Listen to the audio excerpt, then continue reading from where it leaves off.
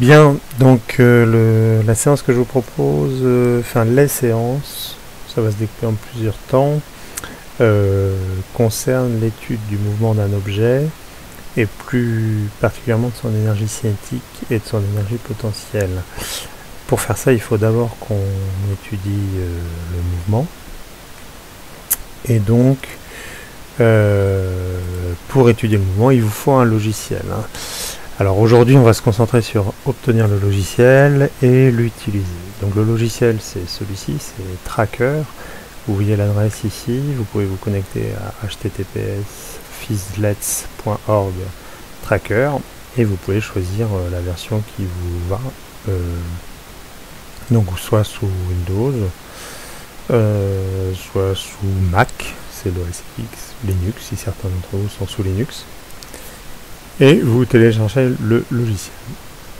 Alors moi je suis sous Linux, donc je ne peux pas vous montrer comment on fait sous Windows, mais a priori, vous voyez, si vous êtes néophyte, vous pouvez utiliser cet installateur là. Je pense que c'est ce que je vous conseille. Vous cliquez ici, et je sais pas, voilà, et vous avez un fichier à télécharger, et vous l'installez.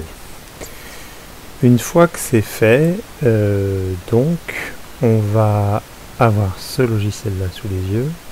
Et ce logiciel-là, il vous permet d'ouvrir une vidéo. Donc la vidéo qu'on va étudier, c'est celle-ci. Chute balle tennis. Je vais vous la mettre en fichier joint avec cette vidéo-là. Donc voilà, et donc nous on va étudier ce mouvement. Vous voyez que ici on a un logiciel. Et si je regarde la vidéo, la balle tombe assez vite, enfin même si là c'est au ralenti, mais ça permet peut-être pas d'étudier le mouvement de cette balle, ça va très vite. Donc en physique, pour étudier le mouvement d'un objet, on utilise un logiciel qui nous permet de faire du image par image et de pointer sur la position. C'est ce que vous allez essayer de faire aujourd'hui. Alors plutôt qu'un tutoriel écrit, là je vais vous le faire en vidéo et vous aurez juste à essayer de refaire. Et pour aujourd'hui, si vous arrivez déjà à récupérer les positions de la balle, ça nous permettra de travailler mardi prochain plus facilement. Alors comment fait-on? Donc la première chose à faire, c'est qu'il faut créer, il y a deux choses à créer d'abord, enfin trois choses à créer d'abord. Donc il faut donner un système d'axe, comme à chaque fois qu'on fait une étude en mécanique, il faut dire dans quel repère on l'étudie. C'est-à-dire quelle est l'origine, quels sont les axes. Donc ici, vous voyez le système d'axe, c'est ce petit truc là.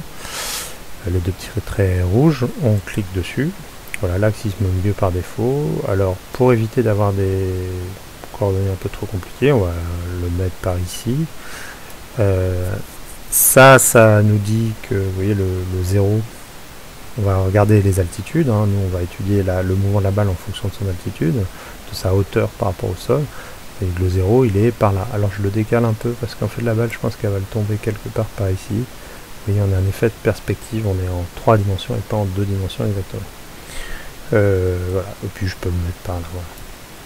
Alors aujourd'hui nous le mouvement selon les X, c'est-à-dire selon l'horizontale, ne va pas nous intéresser du tout. On va uniquement s'intéresser au mouvement vertical de la balle.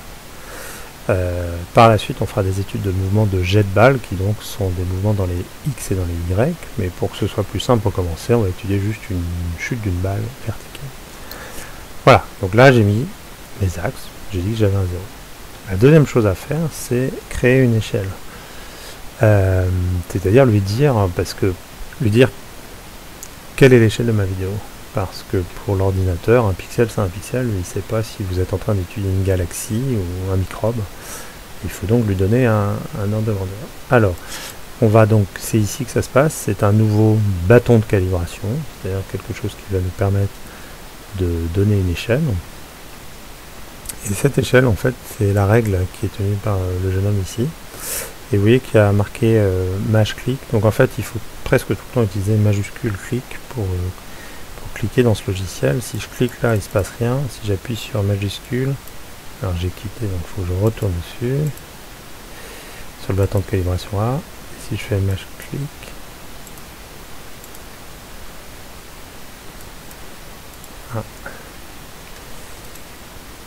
hop, donc là, voilà, j'en mets un là, et je reclique en bas, Voilà. Et là, je peux éventuellement déplacer un petit peu le bâton pour le mettre vertical. Je le mets le long de la règle. Et cette règle, vous voyez, elle mesure là 339 mètres, donc ça va pas du tout. En réalité, elle mesure 2 mètres. Donc je lui dis qu'elle mesure 2 mètres. Voilà.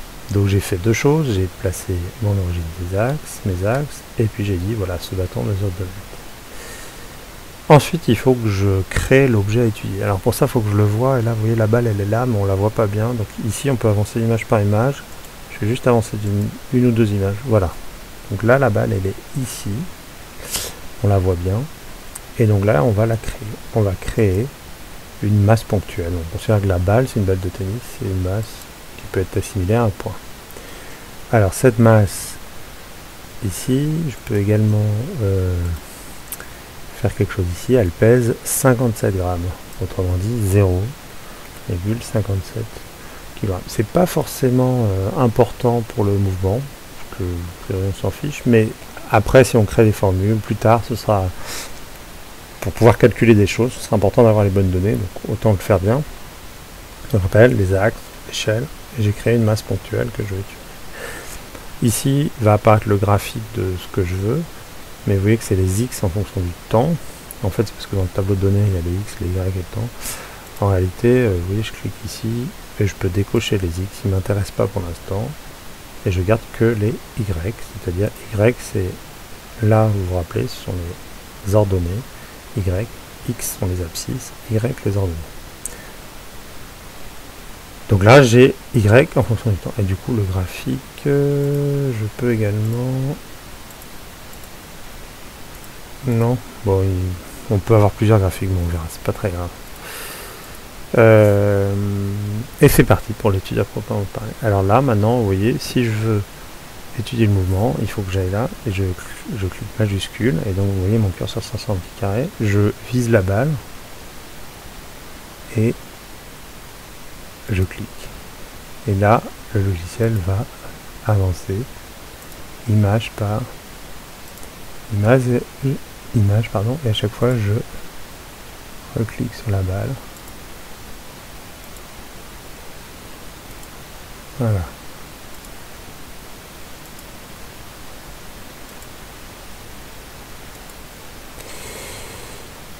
Voilà.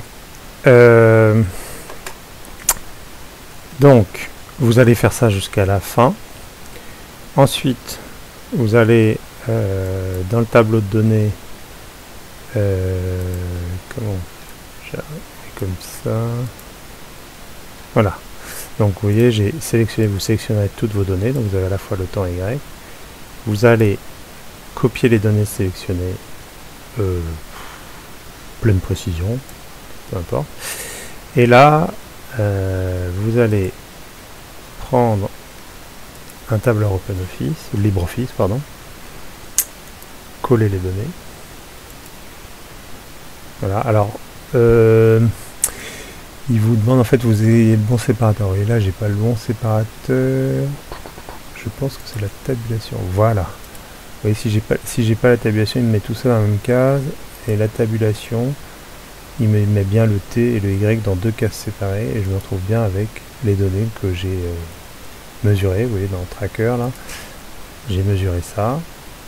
Donc vous jusqu'au bout, évidemment. Et là, je les retrouve ici. Et ensuite, quand on a fini, on peut tracer un graphique XY dispersion. Donc en physique, hein, c'est toujours les graphiques XY dispersion. Bon, moi je vais m'arrêter là, mais vous pouvez vous pourrez mettre des légendes, un titre, etc. Donc c'est l'étude de l'altitude en fonction du temps. Voilà. Et donc voilà, donc pour ce vendredi matin, si déjà vous arrivez à m'avoir un graphique Y en fonction du temps, c'est-à-dire et qu'on chute de plus en plus vite en fait, en quelque sorte, eh bien écoutez, ce sera très bien, et puis on continuera mardi. J'espère que ce petit tutoriel est assez clair. Sinon, n'hésitez pas à me poser des questions. Merci et bonne journée.